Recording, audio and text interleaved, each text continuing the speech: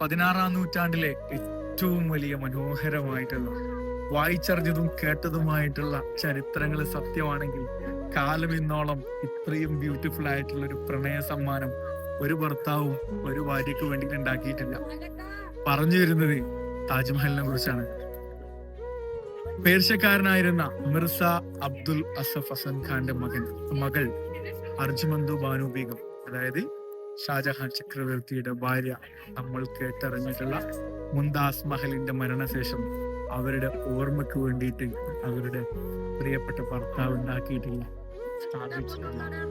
ഇന്ന് 2025, അതായത് 1632 മുതൽ 1653 വരെ ഏകദേശം 21 വർഷത്തോളം എടുത്തിട്ടുണ്ടാക്കിയിട്ടുള്ള ഒരു ലോകത്തിലെ മഹാത്ഭുതത്തിന്, 7 അത്ഭുതങ്ങളിൽ 7ാമത്തെ അത്ഭുതത്തിന് മുന്നിലാണ് പോകുന്നത്.